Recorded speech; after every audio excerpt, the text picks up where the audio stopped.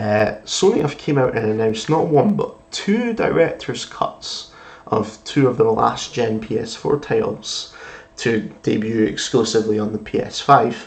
That's Ghost of Tsushima and Death Stranding. Now, there's been a little bit of confusion regarding the title of director's cut and what a director's cut actually means.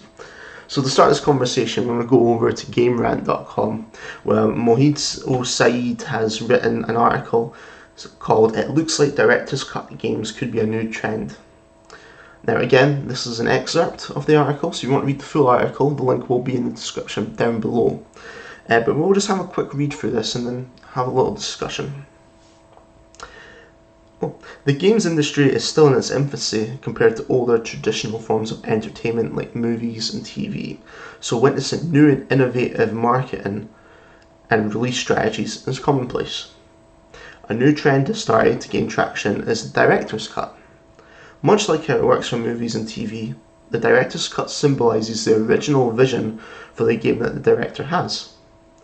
As witnessed by previous releases, the director's cut usually adds some content on top of the original release, with a few graphical bells and whistles for good measure. Sony seems to be going all in on director's cut for some of its biggest last-gen titles. Hideo Kojima announced Death Stranding director's cut during Jeff Knightley's Summer Game Fest 2021 kickoff livestream. This version of Death Stranding seems to be exclusive to the PS5, unlike the base version, which also received a PC port after its initial release. More recently, Sony unveiled Ghost of Tsushima Director's Cut, which includes the Iki Isle expansion. The announcement trailer for the former teases something Metal Gear related, but details remain sparse in classic Kojima fashion.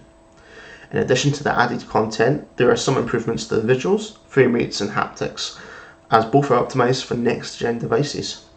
It's not just Sony that seems to be starting this trend, as many games like Deus Ex Human Revolution and Mafia 2 have received similar releases before now, just to name a few.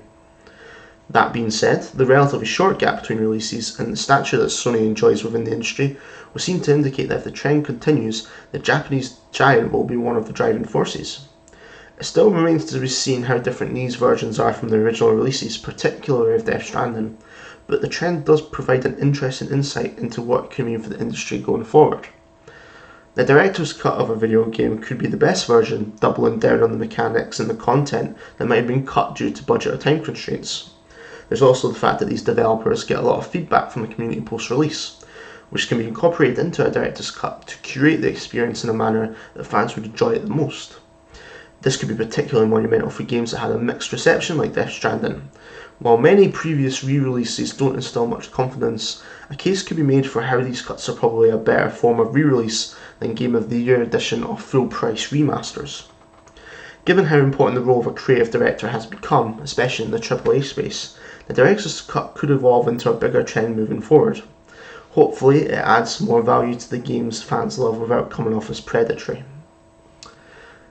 So, that last note about predatory is where a lot of the controversy around these director's cuts has actually came into place here. Basically, these are being sold as PS5 exclusives. Now, in the case of the Iki Isle expansion for Ghost of Tsushima, that's still going to PS4 apparently. But to own the director's cut is going to be PS5 exclusive for both of these formats, both of these games, sorry. And particularly in Death Stranding's example, that was ported to PC, and that's not getting a director's cut either. So I think what we're seeing here with the director's cut labeling, I don't think Sony is applying it as a means to say this is a director's cut in actuality.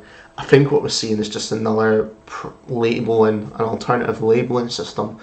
Director's cut, Game of the Year edition,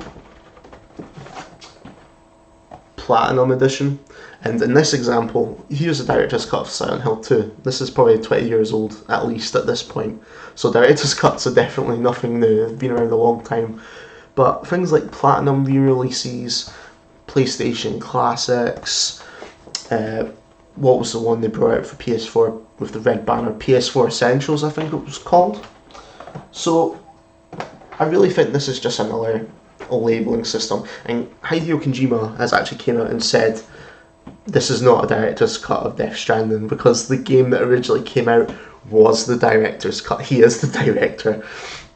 And as Maud was saying in the article there, in movies, a director's cut basically means that stuff was cut out due to time constraints, budget constraints. So the director's cut comes in later on, when they're able to apply things after the fact, maybe remaster some deleted scenes and things like that.